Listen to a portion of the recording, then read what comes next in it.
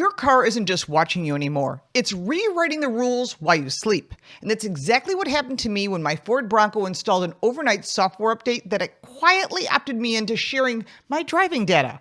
I never gave it permission. I never accepted it. I never agreed to let my privacy settings change. Yet by morning, it had. I caught it and turned it off. Most owners never will. And that's what should concern every American who believes buying a vehicle still means owning it. Because this isn't about one Ford update. It's about an industry quietly conditioning drivers to accept the software. The car decides if the information leaves the vehicle, not you, the owner. That moment connected dots the auto industry would rather keep separate. Software updates, connected cars, insurance, telematics, right to repair, government surveillance, data brokers, each issue is usually debated on its own, making it seem harmless. But together, they paint a very different picture. We've been watching the automobile evolve from a machine you own to a connected car device that continually reports on you, one software update at a time. Before I break this down, I want to remind you to like, subscribe, and click that little bell for notifications because there's a lot of information coming. It's fast and furious, and you really need to know about this because it impacts your transportation freedom. Once you start digging past the polite language about improving diagnostics and customer convenience, the mechanics become hard to ignore. Every connected vehicle carries a telematics control unit known as a TCU. It's a small communications hub most drivers have never heard of. It sits behind the car's internal electronics and the outside world. It records location, speed, acceleration, braking patterns, seatbelt use, and a growing list of behavioral data. Manufacturers describe it as the system that lets the car talk to apps, dealerships, and cloud services. That description is accurate as far as it goes. What they leave out is how easily that same unit can expand the data as it collects the moment a software update lands. And there's more that it collects. It just keeps collecting that data and sending it back to the manufacturer. General Motors has already learned the hard way what happens when the data leaves the vehicle. OnStar information was shared with data brokers and ended up in the hands of insurance companies. The result was a public relations disaster and a $12.7 million settlement in California, with more lawsuits still pending in other states. Drivers who thought they were paying for roadside assistance discovered their driving habits had been packaged and sold. Ford's update on my Bronco felt different.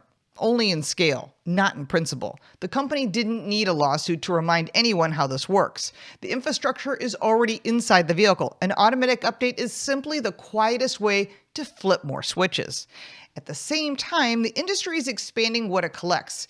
It's fighting to keep owners from seeing the same information. The Repair Act was supposed to give vehicle owners and independent shops access to the data modern cars generate, including telematics. It was presented as the Right to Repair Act. However, the House committee advanced the bill only after stripping the telematics language entirely, and manufacturers can collect the data wirelessly and analyze it, and in many cases, monetize it. It's always about the money. When lawmakers had a chance to guarantee the person who bought the car had the same access, those protections disappeared. This is not a coincidence. It's a logical outcome of a system design so the data flows in one direction, away from you, the driver. This also limits your choices and who can and is able to repair your vehicle. This is a real issue that hits your wallet every time something breaks or you need maintenance. You're going to be forced to go back to the dealer. You won't be able to choose an independent repair shop or even do it yourself. They want your money in their dealerships. Ford's own patent filings pushed the boundaries even further, publishing documents that describe systems capable of reading lips, scanning irises, monitoring heart rate, tracking facial expressions, and using interior cameras to identify occupants. And that doesn't just mean the driver. That means people in the second and the third row. All of that data is being collected. And don't worry, a company named Gentex, they're already doing that now and have been doing it for years. Some filings are even discussing comparing that biometric information against external databases. However, it's important to note that a patent is not a production vehicle, and companies filing ideas that they get a patent for that never reach the showroom is possible. It's just good to know what they're up to. Still, patents reveal where research dollars and engineering hours are going. When every major brand is filing similar applications, the direction of travel is no longer theoretical. The same companies that quietly expand data collection through overnight updates are also designing the next generation of sensors that will watch the driver even more closely. Major car companies have been quietly and sometimes not so quietly, working on driver monitoring, impairment detection, biometric systems, and behavioral analysis. Basically, they want to know everything you're doing behind the wheel. You don't have to tell them, they're just collecting information. Now, these technologies could potentially be adapted or expanded to help meet any future federal standards.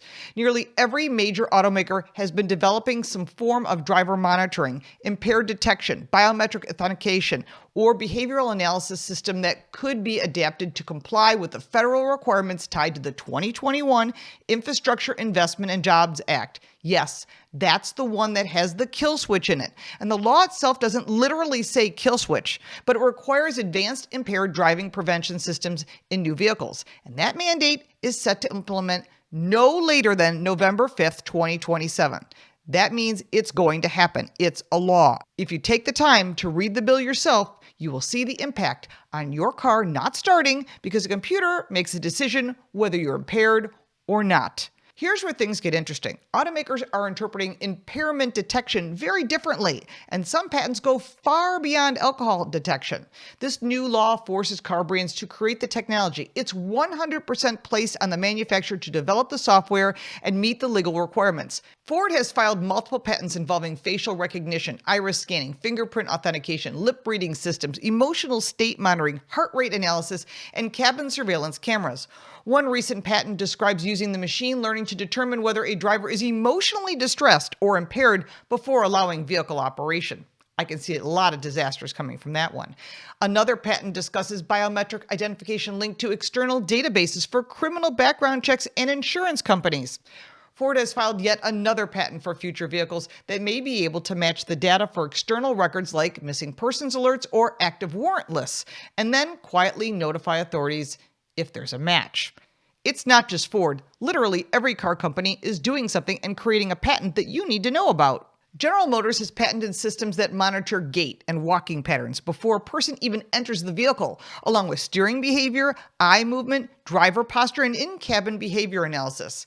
The idea is that the vehicle could determine impairment before the driver even starts driving. I hope you didn't trip in a pothole, or maybe you've got a leg problem, or maybe you were at the gym and you had a heavy leg day. Well, don't worry, that gait technology will determine whether you're capable of driving. Toyota has been working on a system called Driver State Estimation Systems for years, and it includes drowsiness detection, facial expression analysis, eye tracking, wakefulness estimation, and steering input analysis. Their patents include systems that predict driver fatigue and intervene when abnormal behavior is detected.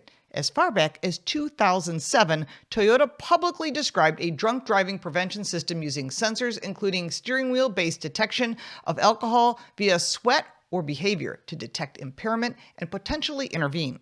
They've continued engaging with regulators on the topic ever since. They've been working on this for quite a while. Now, Honda has perhaps one of the deepest patent portfolios in this area.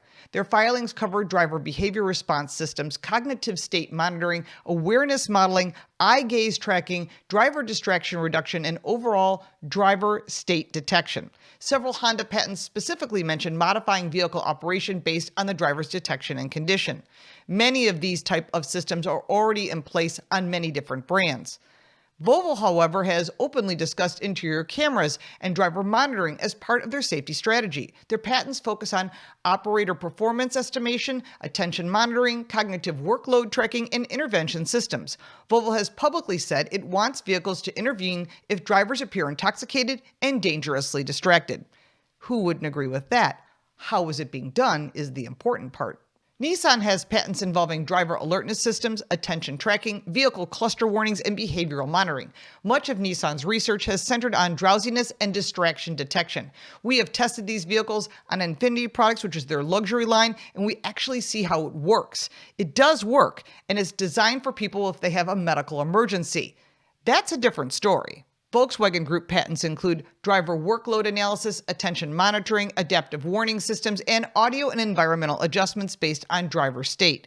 Volkswagen Group has explored systems that change the vehicle's environment depending on perceived driver alertness. Not so invasive, but they are working on meeting the new laws as well. Hyundai and Kia have patented gaze recognition, driver attention monitoring, fatigue detection, and autonomous intervention systems. Their newer patents increasingly tie these monitoring systems into adaptive driving assistance and semi-autonomous platforms. We've tested some of this technology on their vehicles, and it's not invasive, but they do have to comply with the federal laws as well as the European laws, so we're going to see a lot of changes from every brand. BMW has patents related to cognitive load monitoring, driver distraction analysis, interior observations, and adaptive information based on attention state. BMW systems tend to focus on workload and distraction rather than outright intoxication. Mercedes-Benz has developed driver fatigue monitoring, attention assist, eye movement analysis, and cabin sensing technologies. Many of these systems already exist in production vehicles today under their driver assistance branding. Step back far enough, and the separate headlines stop looking separate. Right to repair, telematics, insurance data sales, biometric patents, state-level speed monitoring laws, and the federal impaired driving mandate, known as the kill switch, all rest on the same pattern of control, a vehicle that continuously gathers information about the person behind the wheel and transmits it somewhere else. The bigger question becomes where that data goes and who has access to it and for how long. Did you give anyone or any company permission to collect all this data? I didn't, and I doubt you did either. This type of control goes even further. Illinois just recently approved an intelligent speed assistance program under HB 4948. Other states have done something very similar. But in the state of Illinois, get 2 speeding tickets in a year, and the driver can be forced to install an electronic monitoring device at their own personal expense. $30 a month for 3 years. Vehicles older than 1996 that lack the necessary onboard diagnostics, which is OBD2, which is a port underneath the dash, if they don't have that connection, they don't comply. And that means a bigger issue. The state solution is simple. If you don't have an OBD2 port, suspend the license for 3 years. And other states have already moved in the same direction. New York, which we've covered, and California and other states have similar approaches with different thresholds of what constitutes a violation. But the result is the same. Speed limiters forced onto drivers. Before we get back to it, you know I only bring you companies I've actually looked into, and this one's for anyone on Medicare or about to be. I've spent my whole career helping you avoid getting taken advantage of at the dealership, and today I want to talk to you about a place where even more people are getting a raw deal: Medicare. Chapters advisors aren't incentivized in favor of one plan or another. Their advice is honest, and it's about what's right for you. They search Medicare plans available in your area, thousands nationwide, not a short list of a few companies. That's the difference between a salesperson and an advisor. And after decades in this industry, I can tell you that the difference matters. Call Chapter at 218-666-7429. That's 218-666-7429. It costs you nothing to talk to them. And people who have worked with Chapter have saved an average of $1,100 on healthcare costs. Also, check out askchapter.org/carcoachreports. That's askchapter.org/carcoachreports. The link will be down below at the top of the description. At the federal level, Section 24220 of the 2021 Infrastructure Investment and Jobs Act directed NHTSA, the National Highway Traffic Safety Administration, to establish standards for advanced impaired driving prevention technology. Most people call it the kill switch law. I've called it that from the beginning. The original timeline slipped, and the regulators still acknowledge that the technology is not reliable enough to avoid high rates of false positives. We've discussed this many times, yet the mandate remains on the books with a hard implementation target of November 5th, 2027. The systems under discussion rely on cameras, sensors, fingerprint recognition, eye scans, listening inside the cabin, and behavioral analysis, the same categories of technology already expanded through ordinary software updates. Now, outside the vehicle, that pattern continues. Automated license plate readers, known as ALPRs, which are really more than that. The network keeps growing, and Flock Safety is the name most people recognize because of their arrogant CEO. But Axon, Signal Trace, Lightpost, and other companies are already building parallel systems under the same public safety rationale, and they're way more aggressive. Some are even invasive. Add in the new Flock drones and the additional tracking from light poles, and we're operating at a whole new level that makes the book 1984 look almost quaint. Because we are here, it is dystopian, and each program arrives with its own justification under the guise of safety and quietly removes another layer of freedom. The government and companies claim crime reduction, impaired driving prevention, insurance discounts, which we never see, better diagnostics, and safer roads. Every one of them requires more cameras, more connectivity, more continuous monitoring of you, the ordinary driver. And we know how this goes, and we know this path. This is a system that treats you as guilty until proven innocent. This is new levels of authoritarian dystopia nightmare for you to live in, supposedly for your protection. When the same companies that sell data to insurers are also developing in-cabin biometrics, and when the same regulators who delayed right to repair protections are writing the rules that will require even more sensors, the dots stop looking random. They're definitely lining up. This is where we all need to open our eyes very wide and see what's really going on out there. The infrastructure that began as convenience and diagnostics is being layered with laws and patents that make it progressively harder to operate any vehicle the system cannot watch. Older cars without the right ports become non-compliant by design. Car parts are harder to locate, and we've discussed fires in junkyards which happen randomly or conveniently, and you can check that out up here.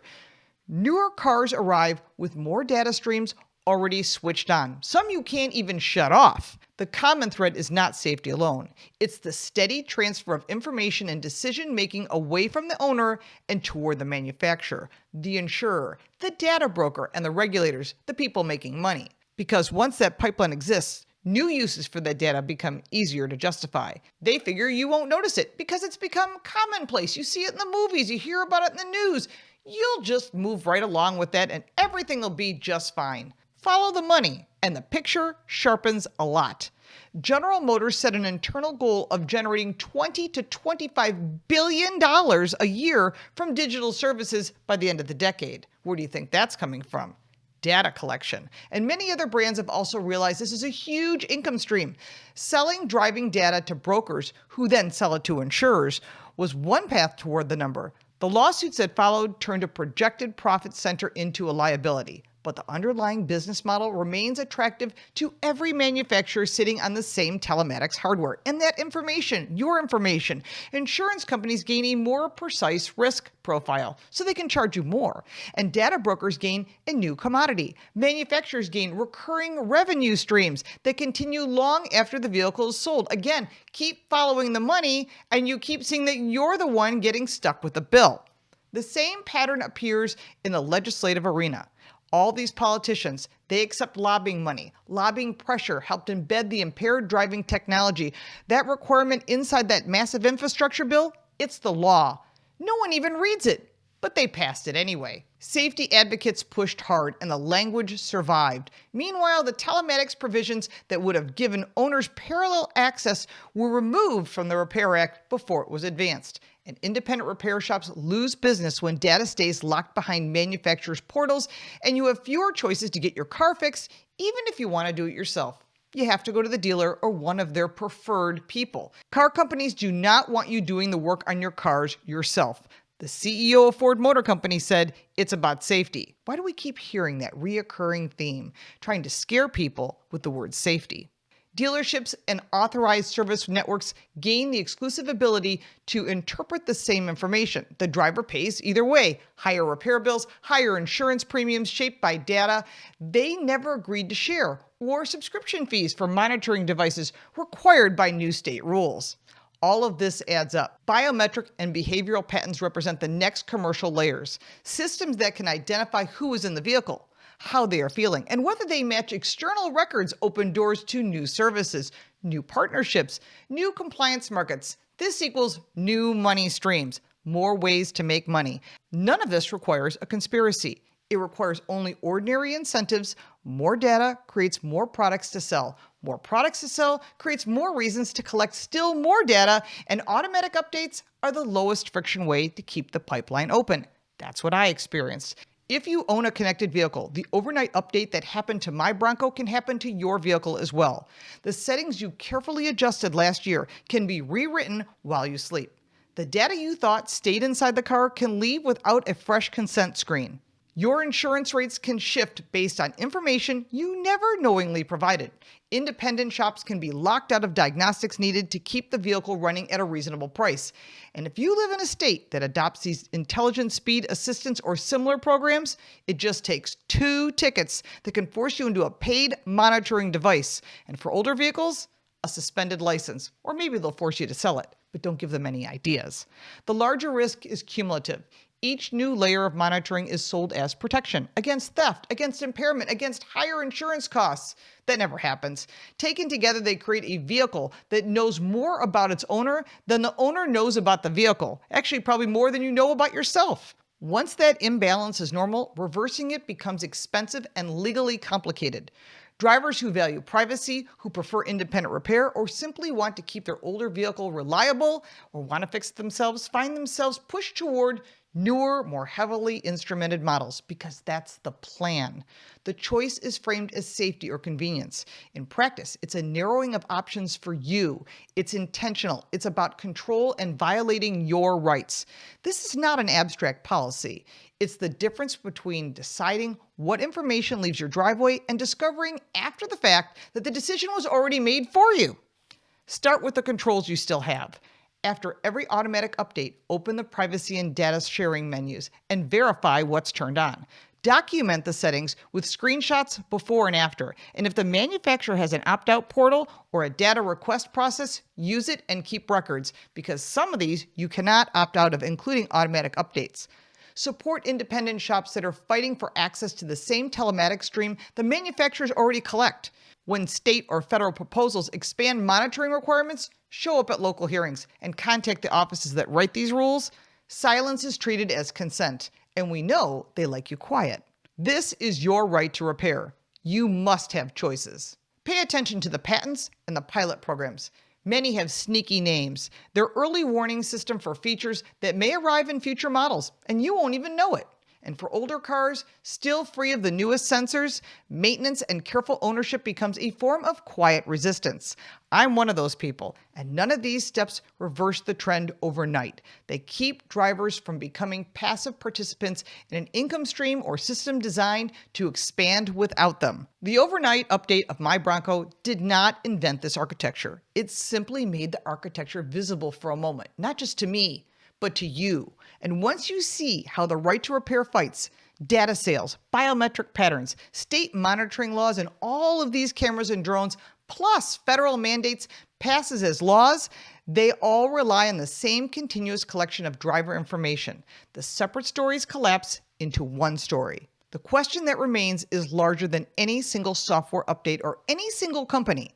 If the vehicle you own can rewrite its own rules about what it knows about you, and if the laws keep expanding and the reasons it needs to know more, how much longer does the word own still apply?